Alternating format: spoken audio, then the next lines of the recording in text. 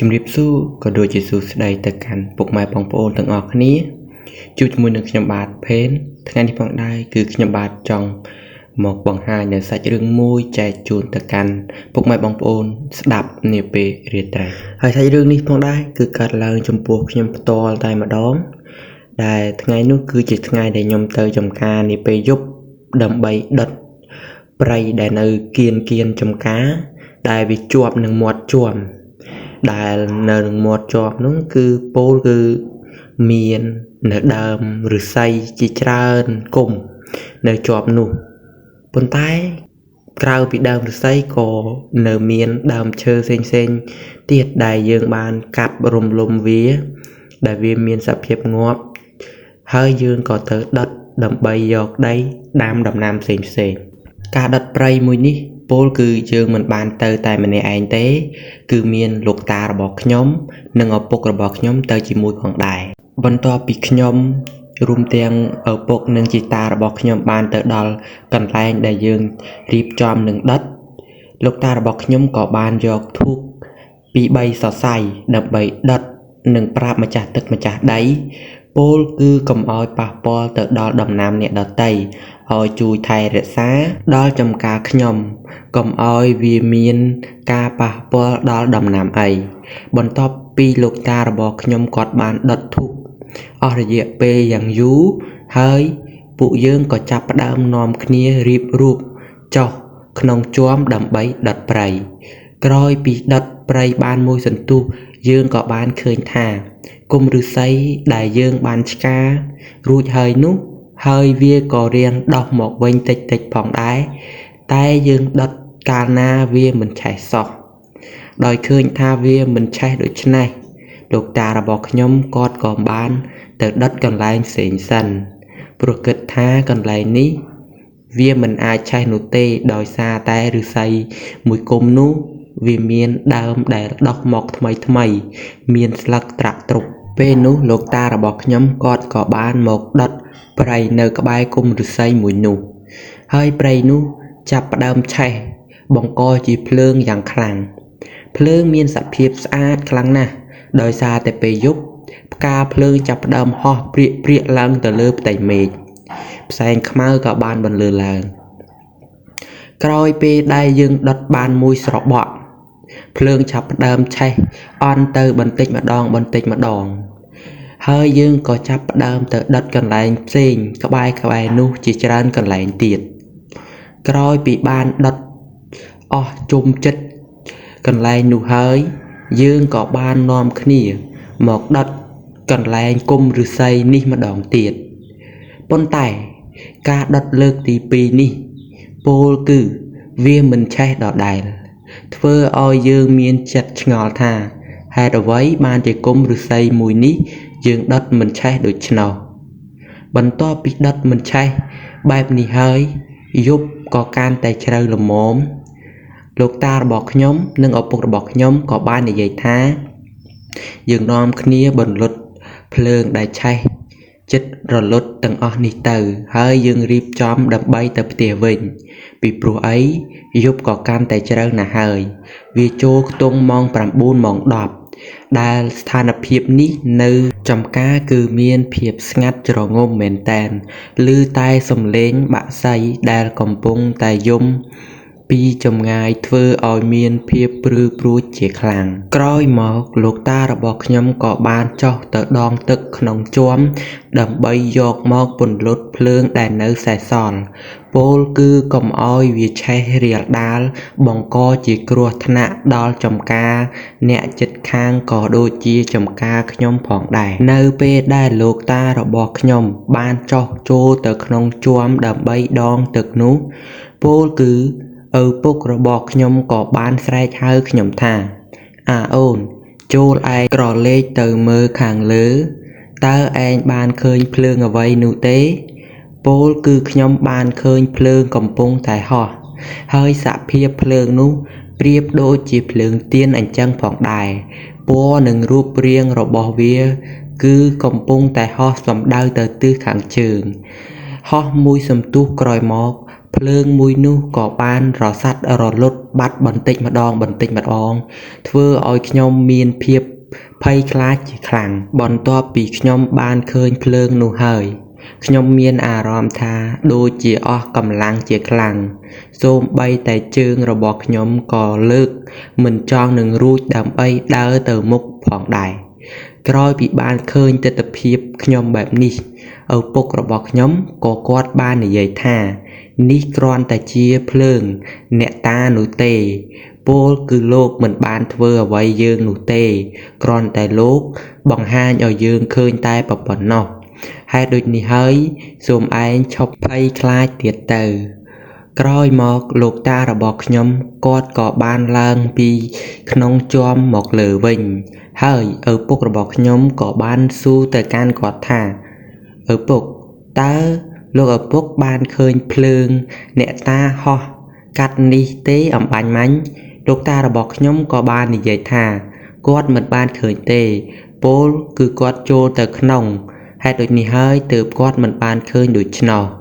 និយាយរួចហើយពួកយើងក៏នាំគ្នាមកផ្ទះវិញដោយបានជិះម៉ូតូពីចំការមកកាន់ផ្ទះរៀងខ្លួនទៅជំរាបសួរក៏ដូចជាសួស្តីទៅកាន់ពុកម៉ែបងប្អូនលោកយាយលោកតាទាំងអស់គ្នាបាទវិលត្រឡប់មកជួបជាមួយនឹងខ្ញុំបាទភេនម្ដងទៀតហើយថ្ងៃនេះផងដែរគឺខ្ញុំបាទមានសាច់រឿងមួយចង់មកចែករំលែកទៅកាន់ពុកម៉ែបងប្អូនស្ដាប់នាពេលរាត្រីដើម្បីជាការកម្សាន្តអារម្មណ៍តោះកុំឲ្យខាតពេលវេលាយូរតោះយើងទៅស្ដាប់នៅវីដេអូនេះទាំងអស់គ្នាផ្ដើមនៅសាច់រឿងដំបូងនោះគឺរឿងហ្នឹងវាមិនចេះទេថ្ងៃហ្នឹងគឺត្រូវនឹងថ្ងៃខ្ញុំជីជួរថ្ងៃដែលយើងត្រូវជីជួរអញ្ចឹងហើយឧបករណ៍ដែលយើងមាននោះមានទាំងពលាកព្រមទាំងក្បាលគោមដើម្បីយកទៅជីជួរប៉ុន្តែដោយហេតុថាពូខ្ញុំគាត់ត្រូវទៅផ្ទះដល់ពេលអញ្ចឹងទៅម៉ូតូហ្នឹងវាអត់មានភ្លើងដល់ពេលម៉ូតូអត់មានភ្លើងគាត់ក៏ខ្ចីក្បាលគោមខ្ញុំហ្នឹងជិះបំភ្លឺផ្លូវយកទៅផ្ទះគាត់ហ្នឹងណាដល់ពេលដែលគាត់ជិះទៅដល់ផ្ទះគាត់ក៏ទុកក្បាលគោមនឹងនោះទៅហើយចាំពេលដែលខ្ញុំទៅជីជួរខ្ញុំជិះទៅយកឯនោះទៅហើយហៅគាត់ទៅគាត់យកមកឲ្យហើយដល់ពេលយប់ឡើងទៅយើងក៏ដេកអីចឹងទៅស្រាប់តែដល់ពេលម៉ោង2ម៉ោង3ហ្នឹងយើងក៏ដល់ម៉ោងដែលត្រូវទៅជីជួរបាទគឺអញ្ចឹងហើយខ្ញុំក៏ជិះម៉ូតូពីអ្នកឪពុកខ្ញុំហ្នឹងទៅយកក្បាលគោមនៅឯផ្ទះគាត់នឹងហើយតាមពិតទៅចម្ងាយពីផ្ទះខ្ញុំទៅផ្ទះគាត់នោះប្រហែលជា1គីឡូដីជាងអីទេគឺថាវាមិនឆ្ងាយហួសណាស់ណាយទេដល់ពេលខ្ញុំជិះទៅដល់ផ្លូវ8/4យើងក៏ឆ្លងអាផ្លូវ8/4ហ្នឹងទៅដល់សាលារៀនគេដល់ពេលពុះអាសាលារៀនមកបន្តិចហ្នឹងគឺថាវាមានដើមជ្រៃ3ដើមប៉ុន្តែវាលមូចូលគ្នាទៅដល់លើទៅឃើញតែមួយដើមទេបើមិនជាយើងក៏លេចទៅមើលដើមជ្រៃហ្នឹងពីចម្ងាយគឺឃើញតែមួយដើមទេប៉ុន្តែធាតុពិតប្រសិនបើយើងចូលទៅក្នុងដើមជ្រៃហ្នឹងចូលទៅកន្លែងទិសដៅនៃដើមជ្រៃហ្នឹងទើបយើងដឹងថាដើមជ្រៃហ្នឹងវាមានគឺ3ដើមហើយបើសិនជាយើងក្រឡេកមកខាងកើតនៅដើមជ្រៃហ្នឹងគឺមានផ្ទះគេមួយទល់មុខនឹងផ្ទះពូខ្ញុំតែម្ដងដែលផ្ទះមួយនោះគឺគេទុកចោលដំបូងឡើយផ្ទះមួយនោះគឺមានមនុស្សនៅប៉ុន្តែដោយសារតែគាត់បានស្លាប់ទៅអញ្ចឹងគ្រួសាររបស់គាត់ក៏បានរើចេញពីផ្ទះនោះបន្តទុកនៅផ្ទះមួយនោះចោលដោយគ្មានមនុស្សនៅទេក្រោយពីខ្ញុំបានធ្វើដំណើរទៅមុខសាលារៀនបន្តិចផ្នែករបស់ខ្ញុំក៏បានក្រឡេកឡើងទៅលើស្រាប់តែខ្ញុំបានឃើញទស្សនវិជ្ជាមួយគួរឲ្យកត់សម្គាល់ពោលគឺបានឃើញភ្លើងដែលកំពុងតែហោះសំដៅទៅកាន់ដើមជ្រៃនោះសូមបញ្ជាក់ផងដែរដើមជ្រៃនោះទៀតសោតធ្លាប់មានពុកម៉ែបងប្អូនដែលនៅក្បែរនោះគាត់បាននិយាយថាគឺមានអ្នកតាដែលអាស្រ័យផលនៅទីនោះដែលយើងមិនអាចមើលដោយភ្នែកទទេបានទេប៉ុន្តែសម្រាប់អ្នកដែលគាត់មានជំនឿគឺគាត់តែងតែបានជួបបានឃើញជារឿយហើយនៅក្បែរដើមជ្រៃ3ដើមនោះពោលគឺមានផ្ទះអ្នកតាមួយដែលគេសាងសង់ទុកនៅទីនោះណាបន្ទាប់ពីខ្ញុំបានឃើញភ្លើង នោះហើយខ្ញុំក៏មិនសូវមានភាពភ័យខ្លាចប៉ុន្មានដែរដោយសារតែយើងធ្លាប់ឃើញវាម្ដងរួចមកហើយសន្តាននៃភ្លើងនេះបាទគឺមានពណ៌រាងដូចទៅនឹងភ្លើងនៃទីនដែលយើងដុតបាទមានពណ៌រាងក្រហមតិចស្បង់ព្រៀបដូចជាស្បង់ជីពណ៌របស់លោកបន្ទាប់ពីខ្ញុំបានឃើញហើយយើងក៏ជិះម៉ូតូហ្នឹងបាទគឺចូលទៅផ្ទះរបស់ពូខ្ញុំហើយឡើងទៅយកក្បាលគោមហើយក៏ជិះចេញមកដើម្បីមកជីជួវិញទៅប៉ុន្តែពេលដែលខ្ញុំជីជួហើយខ្ញុំក៏បានសួរទៅកាន់ឪពុកខ្ញុំថាពុកតើយប់មាញ់មានឃើញភ្លើងហោះអីអត់ហើយគាត់ក៏ឆ្លើយមកកាន់ខ្ញុំវិញថាគាត់អត់បានឃើញទេអញ្ចឹងមានន័យថាភ្លើងមួយនោះគឺឃើញតែខ្ញុំម្នាក់ឯងទេប្រសិនបើឲ្យខ្ញុំគិតថាវាមិនចម្លែកអីនោះទេពីព្រោះអីនៅតំបន់នោះពោលគឺគេតែងតែជួបនឹងបានឃើញវាជារៀងរាល់ពេលដែលគេធ្វើដំណើរទៅតាមទីនោះហើយបើតាមខ្ញុំបានឮចាស់ភូមិខ្ញុំគាត់និយាយណាគាត់ថានៅទីនោះគឺមិនមានមួយទេគឺមានច្រើនអាចនិយាយបានថាគឺជាគ្រួសារគេតែម្ដងណាហើយគាត់ថាសម្បូរបែបណាស់ប៉ុន្តែអ្វីដែលគាត់និយាយនោះយើងអាចនឹងជឿ 50% និងមិនជឿ 50% ពីព្រោះអីធ្លាប់មានអ្នកដែលគាត់រៀនជាមួយខ្ញុំគាត់និយាយថាគាត់ទៅដេកផ្ទះនៅក្បែរនោះពីមុនមកហ្នឹងគាត់ថាគាត់ធ្លាប់ឃើញដែរគាត់ថាមៀតខ្មៅធំប៉ុន្តែមើលទៅឃើញតែមកកណាត់ខ្លួនទេគាត់ថាហោះកាត់ពង្អួចគាត់ហ្នឹងទៅកាន់ដើមជ្រៃនោះដែរប៉ុន្តែទម្រង់ដែលគាត់ឃើញនោះគាត់ថាមៀតធំហើយឡើងខ្មៅតែម្ដងបាទហើយគាត់ថាគាត់អត់ភ័យអត់ខ្លាចអីផងពីព្រោះអីគាត់នៅក្នុងផ្ទះសោះហើយគេមិនដែលដូចថាចូលមកធ្វើបាបធ្វើអីគាត់ដែរហ្នឹងអញ្ចឹងហើយគេនៅដោយគេយើងនៅដោយយើងទៅតែក្រោយមកទៀតមកផ្ទះដែលនៅទីនោះក៏គេរើចេញដែរអ្នកទាំងអស់គ្នាគឺអត់មានទេផ្ទះឈើនៅទីនេះគឺត្រូវបានគេរើចេញមកហើយណាមួយម្ចាស់គេអត់មានអ្នកដេកអត់មានអ្នកអីក៏មិនដឹងដែរតែមកក្រោយហ្នឹងឥឡូវហ្នឹងគឺនៅតំបន់នោះគឺផ្ទះគេច្រើនហើយណាមួយដើមជ្រៃនោះក៏វាងាប់ទៅដែរដោយសារតែមិនដឹងជីវាអាយុកាលចាស់ខ្លាំងណាស់ក៏មិនដឹងដែរបាទគឺហើយណាមួយគេកាយដីជុំកន្លងហ្នឹងដល់ពេលអញ្ចឹងទៅប្រហែលជាដាច់ឬដាច់អីវាទៅក៏វាងាប់ឥឡូវនៅសល់តែដើមទេនៅចង្ក្រុងអញ្ចឹងទៅបាទស្លឹកមេឃអីលែងមានលែងអីអស់ហើយលែងគួរឲ្យខ្លាចដូចមុនទៀតណាបើពីមុនកាលវានៅមានស្លឹកមានអីខ្ញុំទៅរៀននៅទីនោះគឺគួរឲ្យខ្លាចមែនអ្នកទាំងអស់គ្នាហើយយើងដឹងស្រាប់ហើយដើមជ្រៃគឺវាមានអាវរបស់វានឹងបាទទម្លាក់ចុះមកដីហើយដើមមិនទូចណាអ្នកទាំងអស់គ្នាហើយដើមធំយ៉ាងនេះហើយអាវដែលវាទម្លាក់ចុះមកយើងក៏លេចមើលទៅថាដូចព្រាយដូចបិសាចអញ្ចឹងគួរឲ្យខ្លាចមែនហើយពួកខ្ញុំតែងតែនិយាយថានៅទីនោះមានព្រាយមានអីចឹងទៅអំពេកូនមានអីចឹងទៅក៏អត់ហ៊ាននាំគ្នាទៅមើលទេហើយចុងបញ្ចប់នៃវីដេអូនេះក៏សូមអរគុណទៅកាន់អ្នកទាំងអស់គ្នាកុំភ្លេចជួយចុច Subscribe និងដាក់រូបកណ្ដឹងម្នាក់មួយផងដើម្បីជាកម្លាំងចិត្តក្នុងការផលិតនៅវីដេអូជាសាច់រឿងបែបនេះបន្តទៅមុខទៀតជំរាបសួរក៏ដូចជាសួស្តីទៅកាន់ពុកម៉ែបងប្អូនលោកយាយលោកតាថ្ងៃនេះផងដែរជួបជាមួយនឹងខ្ញុំបាទភេនម្ដងទៀតហើយថ្ងៃនេះផងដែរគឺខ្ញុំមាននៅសាច់រឿងមួយមកចង់ចែករំលែកទៅកាន់ពុកម៉ែបងប្អូនទាំងអស់គ្នាឲ្យបានស្ដាប់កំសាន្តនាពេលរាត្រីអញ្ចឹងកុំឲ្យខាតពេលវេលាយូរតោះយើងទៅស្ដាប់រឿងរ៉ាវនេះទាំងអស់គ្នាសាច់រឿងយើងដំបូងឡើយនោះបាទគឺលោកពូ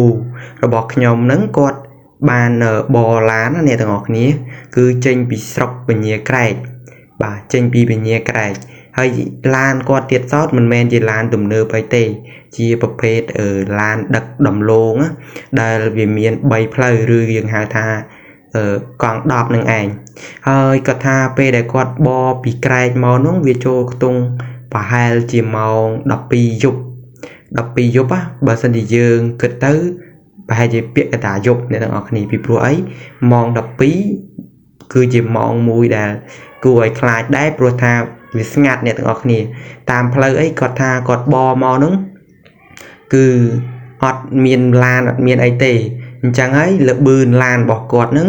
ក៏គាត់ថារៀងលឿនគូសំដែរវាមិនយឺតហើយក៏មិនលឿនអីណាស់ណាដែរគ្រាន់ថាមធ្យមគាត់ធ្វើដំណើរប្រហែលជាអស់រយៈពេល1ម៉ោងគាត់ក៏បានធ្វើដំណើរមកដល់ភូមិមួយដែលស្ថិតនៅទឹកដីមីមុតអញ្ចឹងមានន័យថាពីក្រែកមកដល់មីមុតគាត់ចំណាយពេលប្រហែលជិត1ម៉ោងអ្នកទាំងអស់គ្នាដើម្បីធ្វើដំណើរមកណាដល់ពេលគាត់ថាគាត់ចូលមកក្នុងភូមិក្នុងស្រុកមីមុតហ្នឹងអាភូមិតាមផ្លូវហ្នឹងគឺថាស្ងាត់មែនតើមានតែមានភ្លើងតាមផ្ទះគេបើកចាប់ហ្នឹងណាប៉ុន្តែអត់មានមនុស្សទេពីព្រោះអីគាត់ថាគាត់មកដល់ហ្នឹងវាចូលម៉ោង1ហើយចូលម៉ោង1ជាងហើយដល់ពេលគាត់ថាគាត់ធ្វើដំណើរមកហ្នឹងមកដល់ភូមិមួយហ្នឹងនៅចុងភូមិហ្នឹងវាចែកចេញជា2កណាត់មានន័យថាមួយកណាត់មានផ្ទះហើយចន្លោះកតាលហ្នឹងអត់មានផ្ទះអ្នកស្រុកទេហើយទៅចុងខាងចុងនោះមានផ្ទះអ្នកស្រុកប្រហែលជា10 20ខ្នងទៀតហើយគាត់ថាគាត់បើកមកចំអាចន្លោះកតាលនៃភូមិហ្នឹងស្រាប់តែគាត់បានឃើញភ្លើងហើយអ្នកទាំងអស់គ្នាដឹងស្រាប់ហើយឡានយើងបើកយប់ភ្លើងឡានធំវារៀងភ្លឺខ្លាំងដែរគាត់ថាគាត់អាភ្លើងឡានរបស់គាត់ហ្នឹងច្បាច់ទៅគឺឃើញភ្លើងដូចជាមនុស្សហ្នឹងណាបាទគឺនៅគិននឹងផ្លូវហ្នឹងគឺនៅគិនផ្លូវតែវាមិនមែនថានៅជាប់ផ្លូវហ្មងឯងវានៅគិនតាមមាត់ស្រែដល់គាត់ថាភ្លើងដែលគាត់ឃើញហ្នឹងគាត់មើលពីចម្ងាយមកគាត់ថាឃើញភ្លឹបភ្លេតតែវារៀងខៀវក្រហមអញ្ចឹងទៅគាត់ថាតែគាត់អត់នឹកស្មានស្អីផ្សេងទេគាត់អត់គិតទៅដល់រឿងព្រាយបិសាចអីទេអាបអីទេគាត់ថាគាត់ប្រហែលជាមនុស្សដល់ពេលឡានរបស់គាត់បមកចិត្តដល់ភ្លើងហ្នឹងគាត់ថាព្រលត់ភ្លឹបបាត់ភ្លើងនឹងភ្លាមហ្មងណាដល់ពេលបាត់ភ្លើងនឹងភ្លាមគាត់ចាប់ផ្ដើមរៀងព្រឺសម្បល់ដែរដល់ពេលរួចគាត់ងាកមើលឆ្វេងស្ដាំអញ្ចឹងទៅក៏អត់ឃើញដែរពីព្រោះអីភ្លើងឡានរបស់យើងវាមិនមែនថាបំភ្លឺឆ្វាចទាំងសាងខាងអីណាបំភ្លឺមកផ្លូវទៅដែរហ្នឹងដល់ពេលគាត់ថាគាត់អត់ឃើញហ្នឹងគាត់ចាប់ផ្ដើមគិតហើយគាត់គិតថាភ្លើងអីគេយប់ហើយម៉ោង1ហើយម៉ោង1ជាងហើយអ្នកណាគេមកធ្វើអីកន្លែងវាលស្រែហើយអ្នកទាំងអស់គ្នាដឹងស្រាប់ហើយស្រែអាក្លាក់ភ្លៀងដើមឆ្នាំដំបងវាមានទឹកដក់ទឹកអីចឹងទៅហើយគាត់ថាបើសិនជាភ្លើងចាប់អង្កែបហេតុអីបានជាពេលដែលគាត់មកបាយជាភ្លើងនឹងបលុតគាត់ថាបលុតមកបលុតភ្លឹបចឹងហ្មងគាត់ថាហើយដល់ពេលគាត់ងាកទៅមើលអាកន្លែងភ្លើងដែលគាត់ឃើញនឹងបាយជាអត់មានឃើញអីទាំងអស់គាត់ឆ្ងល់អញ្ចឹងដល់ពេលគាត់ថាគាត់ឆ្ងល់អញ្ចឹងទៅគាត់ចេះតែសម័យអ្នកទាំងអស់គ្នាមនុស្សឡានមួយប្រប៉ុណ្ណាណីហើយបតែម្នាក់ឯងហើយឡានរបស់គាត់នឹងគឺអត់មានកញ្ចក់អត់មានទ្វារអីទេព្រោះអីអាប្រភេទឡានកែយើងកែដឹកទំលងវាអត់មានទ្វារអត់មានអីទេហើយឧទាហរណ៍បើសិនជាគាត់ថាសិនតែសម័យបិទឬក៏ងាកមកខ្វាច់មកនៅកាប៊ីនមកខាងទៀតស្រាប់តែឃើញស្ញាញ់ដាក់គាត់អ្នកទាំងអស់គ្នាគឺតែសម័យមើលទៅ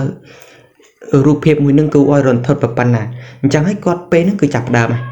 មានអារម្មណ៍ថាភ័យងាកឆ្វេងងាកស្ដាំងាកឆ្វេងងាកស្ដាំហើយដល់ពេលគាត់ថាគាត់បើកមកដល់ក្នុងផុតមកចូល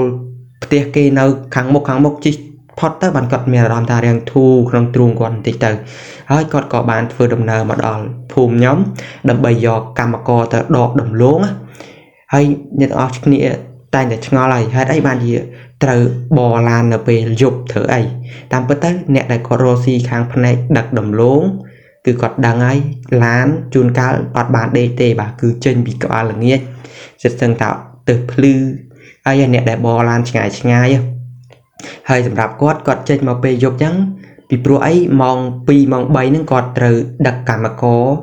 យកទៅចំការដើម្បីដកដំឡូងដកអីទៀតបើសិនជាគាត់អត់មកពេលយប់ចឹងទេអញ្ចឹងជើងរបស់គាត់គឺត្រូវខាតហើយអញ្ចឹងមួយថ្ងៃហ្នឹងគឺគាត់អត់បានដកឬក៏ដឹកដំឡូងទេអញ្ចឹងហើយទីងហើយនឹងទាល់គាត់ត្រូវតែមកពេលដែលយប់គឺម៉ោង12យប់មានន័យថាគាត់បោពីក្រែកមកម៉ោង12យប់មកដល់មីមុតយើងនេះចូលខ្ទង់ម៉ោង1ជាងហើយមកដល់ភូមិខ្ញុំនឹងចូលខ្ទង់ម៉ោង1 7ម៉ោង2ហើយគាត់ថា ហើយគាត់អត់បានដេកទេអ្នកទាំងអស់គ្នាហើយតែជួបរឿងចឹងទៀតគាត់ថាគាត់ភ័យដែរហ្នឹងណាដល់ពេលអញ្ចឹងទៅគាត់ថាប្រហែលជាភ្លើងអាបហើយពីព្រោះអីយប់ហើយអ្នកទាំងអស់គ្នាម៉ោង1ទោះបីជានៅចិត្តភូមិគេមែនប៉ុន្តែមនុស្សគេលេងដើរទៀតហើយស្មើហ្នឹងបាទម៉ោង1ម៉ោង2ហើយអញ្ចឹងហើយគាត់ថាប្រហែលជាអាបហើយភ្លើងដែលគាត់ឃើញហ្នឹងគាត់ថាពណ៌រាងខៀវអ្នកទាំងអស់គ្នាពណ៌រាងខៀវក្រហមហើយគាត់ថាភ្លឹបភ្លេតហើយអត់ខ្ពស់ទេគាត់ថាកម្ពស់ក្បាលមនុស្សហ្នឹងប្រហែលជា1ម៉ែត្រ2ម៉ែត្រអីហ្នឹងគាត់ថាភ្លឹបភ្លេតហើយចុះឡើងគាត់ថាគាត់ឃើញហើយគាត់មានអារម្មណ៍ថារាងភ័យខ្លាចដែរប៉ុន្តែធ្វើម៉េចបើជាកាតព្វកិច្ចរបស់គាត់ត្រូវធ្វើដំណើរមកហើយបើវាមិនធ្វើមកទេអញ្ចឹងខាតជើងរបស់គាត់ហើយសាច់រឿងរបស់យើងគឺមានតែប៉ុណ្្នឹងទេសង្ឃឹមថាអ្នកទាំងអស់គ្នាស្ដាប់ហើយមានការចូលចិត្តកុំភ្លេចចូលចុចនិង Subscribe ដើម្បីទទួលបានវីដេអូថ្មីបន្តទៀតបាទពី Channel របស់ខ្ញុំហើយគណៈពេលនេះគឺសូមជម្រាបលាទៅកាន់អ្នកទាំងអស់គ្នាជួបគ្នានៅវីដេអូក្រោយជម្រាបសួរក៏ដូចជាសួស្តីទៅកាន់ពុកម៉ែបងប្អូនលោកយាយលោកតាទាំងអស់គ្នាវិលមកកាន់វីដេអូថ្មីបាទជួបជាមួយនឹងខ្ញុំបាទភេនម្ដងទៀតហើយថ្ងៃនេះផងដែរគឺខ្ញុំមាននៅសាច់រឿងមួយចង់មកចែករំលែកទៅកាន់ពុកម៉ែបងប្អូនស្ដាប់កំសាន្តនាពេលរាត្រីអញ្ចឹងកុំឲ្យខាតពេលវេលាយូរតោះយើងទៅចូលសាច់រឿងរបស់យើងទាំងអស់គ្នាហើយសាច់រឿងនេះផងដែរគឺជាសាច់រឿងរបស់លោកពូខ្ញុំដែលគាត់បានជួបប្រទះនាពេលដែលគាត់បានទៅឡើងផ្ទះដោយថាអ្នកដែលស្គាល់គ្នាណាដល់ពេលគាត់មកពីកន្លែងឡើងផ្ទះវិញនោះគាត់ក៏បានឃើញបាទរូបភាពប្លែកអញ្ចឹងកុំឲ្យខាតពេលវេលាយូរតោះយើងចូលទៅសាច់រឿងយើងតែម្ដងទៅគាត់ថាពេលល្ងាចមួយនោះគឺគាត់ត្រូវធ្វើដំណើរចេញពីផ្ទះទៅកាន់ផ្ទះអ៊ំដែលត្រូវឡើងគេហដ្ឋានថ្មីនេះដើម្បីយើងចូលរួមកម្មវិធីប៉ុន្តែពេលដែលគាត់ទៅនឹងគឺមិនមែនទៅម្នាក់ឯងទេពលគឺគាត់ទៅចំនួនគ្នា2នាក់ដែលគាត់ទៅជាមួយដោយតាមមិត្តភ័ក្តិរបស់គាត់អញ្ចឹងណាហើយកន្លែងដែលឡើងគេហដ្ឋានទៀតសោតគឺជាភូមិដាច់ស្រយាលដែលមិនសូវសម្បូរផ្ទះប៉ុន្មាននោះទេមានន័យថាផ្ទាល់តែនៅកន្លែងភូមិគេទើបបានមានផ្ទះក្រៅពីភូមិគឺសិតតែព្រៃចំការអញ្ចឹងទៅហើយថ្ងៃនោះទៀតសោតបាទគាត់ទៅតែ2នាក់ទេអញ្ចឹងហើយគាត់ទៅមិនសូវយូរប្រហែលទេទៅតែហូបល្មមអីគឺគាត់មកផ្ទះវិញហើយក្រោយពីបានធ្វើដំណើរមួយស្របក់ធំគាត់ក៏បានធ្វើដំណើរទៅដល់ផ្ទះដែលត្រូវឡើងគេហដ្ឋានថ្មីហើយគាត់ក៏បានចូលរួមកម្មវិធីជាមួយអ្នកជិតខាងដទៃទៀតដោយថាជាមួយអ្នកភ្ញៀវដទៃទៀតអញ្ចឹងណាក្រោយពីគាត់បានហូបក៏ដូចជាពិសានៅអាហារដែលគេរៀបចំឲ្យហើយក្នុងកម្មវិធីនោះគេក៏បានថែមដូចថាប៊ីយ៉ាដែលគាត់បានផឹកនឹងគឺអស់ហើយប៉ុន្តែដោយសារតែគាត់គឺជាភ្ញៀវមួយដែលជិតស្និទ្ធជាមួយនឹងម្ចាស់ផ្ទះអញ្ចឹងទៅគេក៏ថែមនៅស្រាហ្នឹងឲ្យគាត់បន្ថែមទៀតហើយគាត់តាមពិតទៅគឺពេលហ្នឹងគឺគាត់អត់ចង់ផឹកទៀតទេពីព្រោះអីគាត់រៀងស្វឹងហើយអ្នកទាំងអស់គ្នាហើយណាមួយគាត់មកគ្នាតែ2នាក់ផងអញ្ចឹងហើយរៀងស្វឹងតិចប៉ុណ្ណឹងរឿងអាចជិះម៉ូតូបានតែផ្ទះវិញហើយប៉ុន្តែម្ចាស់ផ្ទះគឺគាត់អត់ព្រមទេគឺគាត់អត់ព្រមឲ្យពូរបស់ខ្ញុំនិងមិត្តភក្តិគាត់នឹងមកផ្ទះវិញទេពលគឺគាត់ចាប់ផ្ដើមបាទចាក់សរបងផ្ទះណាចាក់សរបងផ្ទះគឺលេងឲ្យពូខ្ញុំនឹងគាត់ចេញមកបរយមានន័យថានៅផឹកជុំគ្នាទាល់តែទិសណាទិសណីអញ្ចឹងទៅហើយពូខ្ញុំនឹងគាត់ចេះតែដាក់បន្តិចតជជែកគ្នាលេងផងផឹកផងណាដល់ពេលរៀងយប់ជ្រៅល្មមដែលអាចមើលម៉ោងទៅវាចូលខ្ទង់ម៉ោង11យប់អ្នកទាំងអស់គ្នាអញ្ចឹងហើយគាត់ក៏ភូតម្ចាស់ផ្ទះហ្នឹងថាសបបត់ជើងអញ្ចឹងទៅតែតាមពិតទៅអត់ទេគឺគាត់បានចេញតាមទ្វារក្រោយនៃផ្ទះហ្នឹងហើយក៏ធ្វើដំណើរមកផ្ទះគាត់វិញដើម្បីអីគេបាទគាត់មានការរវល់អ្នកទាំងអស់គ្នាគឺគាត់ត្រូវដឹកដោយថាដើមដលងដឹកមើមដលងដឹកអីឲ្យគេទៀតអញ្ចឹងហើយគាត់នៅយប់ជ្រៅចឹងនេះគឺអត់បានទេខ្លាចលងការងារគាត់ពេលព្រឹកអីចឹងណាដល់ពេលគាត់ថាគាត់ជិះមកកាត់ក្រោយហ្នឹងគឺមានផ្លូវមួយទៀតដែលជាផ្លូវផ្សេងពីផ្លូវដែលគាត់មក ដែលពីពេលល្ងាចអញ្ចឹងទៅប៉ុន្តែអាផ្លូវខាងក្រោយហ្នឹងវាផ្លូវពិបាកអ្នកទាំងអស់គ្នាគ្រាន់តែថាវាមានខ្សាច់មានអីតាមផ្លូវតាមអីអញ្ចឹងទៅកន្លែងខ្លះទៅមានកលុកកលៀកមានផុកមានអីអញ្ចឹងទៅគាត់ថានៅពេលដែលគាត់ធ្វើដំណើរកាត់ក្រោយហ្នឹងគឺគាត់មកតែម្នាក់ឯងទេព្រោះអីហៅមិត្តភក្តិគាត់មកគឺថាលេងមកហើយគឺបាទស្វឹងហើយបាទមានអីទៀតគឺនៅដាក់តអញ្ចឹងទៅហើយចាំពេលណានេះអីគេជូនគាត់មកហើយពីព្រោះអីដោយថាខ្ញុំនិយាយពីដើមអញ្ចឹងគឺពួកគាត់ស្គាល់គ្នាចិត្តស្និទ្ធអញ្ចឹងហើយរឿងប៉ុណ្ណឹងគឺអាចជូនគ្នាមកតែពូខ្ញុំគាត់មានការងាររវល់ពេលព្រឹកទៅដឹកដលងដឹកអីទៀតអញ្ចឹងគាត់ក៏មកមុនប៉ុន្តែផ្លូវដែលគាត់មកហ្នឹងគឺវាស្ងាត់វាអត់មានផ្ទះគេទេវាមានតែផ្ទះអ្នកចាំចការអញ្ចឹងណាដែលគេខ្លះទៅគេមកដេកអញ្ចឹងទៅខ្លះទៅគេអត់មកដេកទេសឹងថាគេចាប់ភ្លើងចោលគ្មានមនុស្សគ្មានមនីអីទេអញ្ចឹងហើយគាត់ជិះម៉ូតូមកហ្នឹងម៉ោងបាន10ជាងគាត់ថាគាត់ធ្វើដំណើរពីផ្ទះនោះមកវារៀងឆ្ងាយក្រោកឆ្ងាយគូស្វាមហើយអញ្ចឹងទៅគាត់ថាគាត់មកដល់កន្លែងទឹកដីមួយទឹកដីនោះគេឲ្យឈ្មោះថាចំការពុកទាហានដល់ពេលគាត់ថាគាត់ជិះម៉ូតូមកដល់ចំការពុកទាហានហ្នឹងគាត់ជិះមករៀងយឺតគូសំទេគាត់ស្វឹងដែរអ្នកទាំងអស់គ្នាអញ្ចឹងទៅគាត់ក៏លេចទៅនៅក្បែរផ្លូវហ្នឹងគាត់ថាមានមនុស្សម្នាក់ដែលមានឯកសណ្ឋានជាទាហានហើយកំពុងតែសម្លឹងមកកាន់គាត់ដែលកំពុងតែជិះម៉ូតូពេលគាត់ឃើញដូច្នោះហើយគាត់ចាប់ដើមឆ្ងល់គាត់ចាប់ដើមភ័យគាត់ថាពេលនោះគឺគាត់ភ្នែករបស់គាត់គឺក្លែកមើលក្រោយរហូតក្លែកមើលឆ្វេងស្ដាំរហូតគាត់ថាគាត់ឆ្ងល់ហេតុអីបានជាស្មានដែរហើយមានទាហានដែលកំពុងតែឈរសម្លឹងមកកាន់គាត់ទៀងទឹកមុខចងគំនុំគឺសម្លឹងយកតែម្ដងសម្លឹងយកមាត់ប្រៃតែម្ដងពេលដែលគាត់ឃើញដូច្នោះហើយបាទចាំឲ្យទៀតហ្គាម៉ូតូនៅនឹងដៃគាត់ថាគាត់មូលឡើងមកទំហឹងហើយទាំងដែលផ្លូវនេះគឺពិបាកជិះណាស់អ្នកទាំងអស់គ្នាគឺផ្លូវដែលពិបាកជិះមែនតើផ្លូវដីខ្សាច់កាលណាតែយើងជិះលឿនគឺវារេហើយវាវេចកោតហើយដីខ្សាច់វាអត់ដូចផ្លូវថ្នល់ធម្មតាទេគាត់ថាគាត់ជិះបានចម្ងាយពីមនុស្សដែលឈរសម្លឹងគាត់នោះប្រហែលជា500ម៉ែត្រទេល្បាក់ចម្ងាយហ្នឹងម៉ូតូរបស់គាត់គឺដួលប្រាវតែម្ដង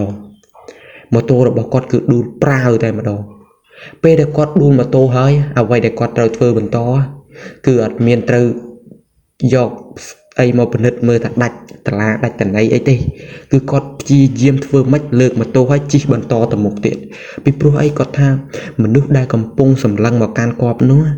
គឺមិនមែនសម្លឹងធម្មតាទេគឺគួរឲ្យភ័យខ្លាចជាទីបំផុតហើយកណ្ដាលយប់ជ្រៅអ្នកទាំងអស់គ្នាគួរតែឆ្ងល់ថាតើហេតុអីបានមានមនុស្សមកឈរសម្លឹងគាត់ទាំងដែលគាត់កំពុងតែជិះម៉ូតូនៅតាមដងផ្លូវនេះអ្នកទាំងអស់គ្នាគួរតែឆ្ងល់ហើយគាត់ថាគាត់ចាប់ពីពេលនោះទៅគឺគាត់លែងហ៊ានធ្វើដំណើរតាមផ្លូវនោះទៀតហើយឲ្យតែពេលយប់កាលណាគឺគាត់លែងហ៊ានជិះតាមផ្លូវនោះទៀតហើយក្រោយមកទៀតក៏គាត់លែងទៅតាមផ្លូវនោះទៀតដែរពីព្រោះអីគាត់ថាគាត់លែងមានការងារអីដែលត្រូវទៅទៀតហើយសាច់រឿងរបស់យើងក៏មានតែប៉ុណ្្នឹងទេបើសិនជាមានសម្លេងរំខានអីក៏សូមខន្តីអភ័យទោសផងពីព្រោះអីខ្ញុំបញ្ចូលសលេងហ្នឹងពេលល្ងាចអញ្ចឹងហើយវាមានសលេងរំខានបន្តិចបន្តួចក៏សូមខន្តីអភ័យទោសជួបគ្នានៅវីដេអូក្រោយៗទៀតជម្រាបសួរក៏ដូចជាសួស្តីទៅកាន់ពុកម៉ែបងប្អូនលោកយាយលោកតាកុមារាកុមារីវិលមកកាន់វីដេអូថ្មីទៀតហើយបាទនៃ Channel របស់យើងហើយថ្ងៃនេះផងដែរគឺខ្ញុំបាទមានសាច់រឿងមួយមកចង់ចែករំលែកទៅកាន់ពុកម៉ែបងប្អូនស្ដាប់កំសាន្តនាពេលរាត្រីដើម្បីកុំឲ្យខាតពេលវេលាយូរតោះយើងចូលទៅសាច់រឿងរបស់យើងទាំងអស់គ្នាផ្ដើមនៅសាច់រឿងដំបូងនោះគឺថាពួកខ្ញុំ3នាក់មានអាណៃអនុហើយនិងខ្ញុំគឺថានាំគ្នាដើរចាប់កង្កែបដើម្បី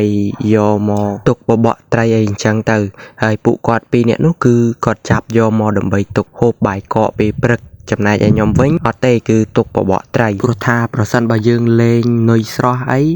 ត្រីរបស់យើងក៏វាបានច្រើនទៅតាមនឹងដែរហើយដូចនេះហើយទើបខ្ញុំនាំគ្នាទៅចាប់កង្កែបដើម្បីទុកព្រឹកឡើងចេញទៅបបកត្រីលេងអីចឹងទៅក្រោយពីពួកយើងរៀបចំប្រដាប់ប្រដារួចរាល់ហើយពលគឺពួកយើងនាំគ្នាដើរទៅមុខភូមិដើម្បីទៅកាន់វាលស្រែដើម្បីស្វែងរកកង្កែបដើម្បីចាប់យកវាមកទុកក្នុងកាដងរបស់ពួកយើង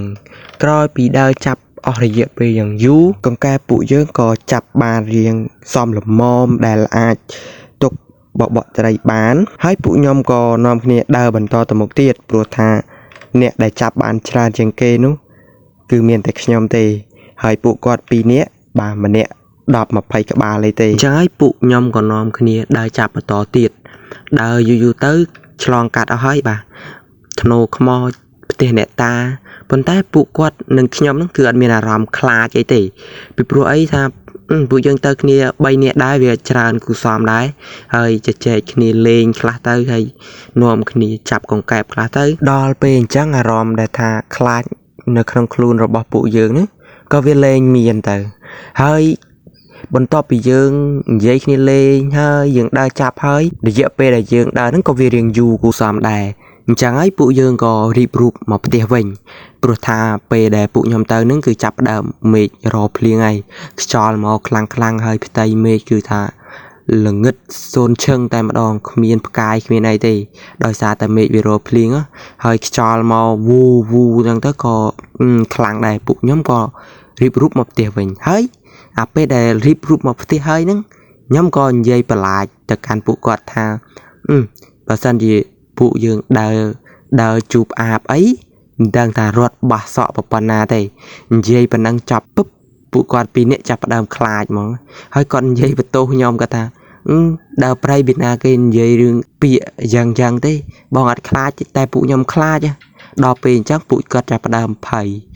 ហើយពួកគាត់ពីរនាក់ហ្នឹងគឺអត់លេងដើរចាំកែបទៀតហើយគឺថានៅតែចិត្តគ្នាស្អិតដោយស្គរតាំងម៉ែអញ្ចឹងពួកគាត់ពីរហ្នឹងគឺខ្ញុំដើរទៅណាដើរទៅពួកគាត់អត់ទៅទេហើយកាត់សង្កត់ច្បាច់គោមមើលមកកាន់ខ្ញុំវិញដល់ពេលដើរអាផ្លូវមកផ្ទះវិញហ្នឹងគឺថាអង្កែបច្រើនមែនអាពេលយើងមកផ្ទះហ្នឹងហើយសាំងទៀតស្រួលចាប់ទៀតអញ្ចឹងហើយខ្ញុំក៏ដើរចាប់ម្នាក់ឯងដល់ពេលដើរចាប់ម្នាក់ឯងពួកគាត់ក៏ច្បាច់គោមមើលខ្ញុំដើរចាប់អញ្ចឹងទៅហើយខ្ញុំនិយាយទៅកាន់ពួកគាត់ថាពួកឯងមិននាំគ្នាដើរចាប់ទៅនៅអញ្ចឹងស្អីហើយគាត់ប្រាប់មកខ្ញុំវិញថាពួកគាត់អត់ហ៊ានចាប់ទេគាត់ខ្លាចហើយដោយសារតែខ្ញុំទៅនិយាយពាក្យអញ្ចឹងខ្ញុំនៅចាំឲ្យទៀតបើពួកគាត់ខ្លាចអីហ្នឹងអញ្ចឹងកែបនៅកន្លែងហ្នឹងគឺខ្ញុំប្រមូលទាំងអស់តែម្ដងបន្ទាប់ពីខ្ញុំដើរចាប់អញ្ចឹងទៅពួកគាត់អត់ហ៊ានទេពួកគាត់បានតែច្បាច់មើលខ្ញុំទេដល់ពេលខ្ញុំដើរចាប់បានកន្លែងហ្នឹងប្រហែលជា 4-5 ក្បាលកែបហើយក៏ដើរទៅកន្លែងផ្សេងទៀតពួកគាត់ក៏ច្បាច់គោមកមើលខ្ញុំហើយគាត់ស្រែកថាបងមើលភ្លើងអីគេភ្លុបភ្លេតខ្ញុំលឺអញ្ចឹងខ្ញុំអត់តន់ធ្វើអីទេខ្ញុំក៏ច្បាច់ទៅមើលតែខ្ញុំថាមានភ្លើងណាអត់ឃើញមកហ្នឹងបងអត់មានឃើញភ្លើងផងដូចតើគាត់ថាទៀតបងមើលนู่นភ្លើងភ្លុបភ្លេតគាត់ថា 2-3 ម៉ាត់ប៉ុណ្ណឹងលេងពួកគាត់នាំគ្នារត់មករត់ចោលខ្ញុំមកលីងដល់ពេលគាត់រត់ចោលខ្ញុំអញ្ចឹងទៅខ្ញុំនៅម្នាក់ឯង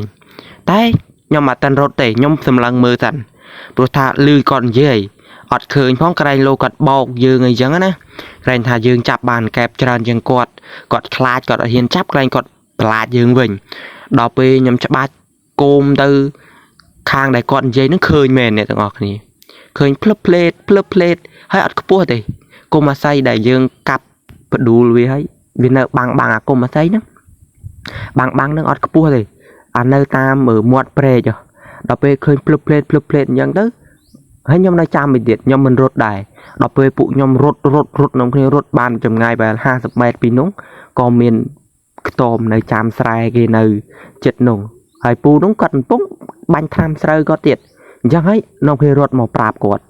ដល់ពេលរត់មកប្រាប់គាត់ហើយពូនោះគាត់ថាអងើយមែនទេភ្លើងដ្រូនភ្លើងអីអញ្ចឹងទៅហើយអ្នកទាំងអស់គ្នាគិតមើលយប់ជ្រៅហើយពីណាគេនៅបង្ហោះដ្រូនអីទៀតយប់ម៉ោង 8 ម៉ោង 9 យប់ហ្នឹងអញ្ចឹងហើយពួកខ្ញុំក៏នាំគ្នាដើរមកមើលវិញដើរមកមើលអាភ្លើងហ្នឹងណាដល់ពេលដើរមកមើលវិញវាបែរជាអត់ឃើញភ្លើងហ្នឹងទេ hơi cho chập đơm mỏi vu cho vu lăng đơm chơi nó chết nó cứ thằng cứ thao mới đền đọc về phụ nhóm khơi phiệp cả sưu được chứ này có nông khi đơm mà tiền bên tiền rong pay class hay cái đọc đủ không khuôn tại mà đòn bắt to bị phụ nhóm bán đơm mà đòn tiền hơi nhóm gọi vô rừng nắng mà prap chả chả phùm nhóm đọc về prap phụ quả tới phụ quả thà bà hai chữ phượng áp nâng phượng áp bờ mình phượng áp thế có phượng bật tiêu phượng ấy cái đài chẳng ấy phụ nhóm có pay class rong pe để nựcสมัยà pe nóng là bờ sân thì ho một đinh tam ấy phụ nhóm đang gì mệt mà thì chẳng ấy video này commentได้ประมาณนั้นเต้สึกคำตันเนี่ยออกนี่สดับให้ก็เป็นจัดกระโดดจิตจัด subscribe ลงจัดไลค์จากช่องพองให้วิดีโอนี้สดับเตอร์เรียงสอที่ใจโดยซาแต่ประมาณไงนี่คือชื่อก่อดอกไปชื่อก็ขออัดบานเช่นวิดีโอรอไงเนี่ยต้องออกเนี่ยได้นำมวยวิวก็เวียดเมียนจังเตอร์ก็เชลเจงเชลไอจังเตอร์ให้วิดีโอนี้คือเมียนแต่แบบปันดังเต้บ่าบายจูบเนี่ยในวิดีโอคล้อยๆเตี้ยจะมวยหนึ่งยำบาดเพจ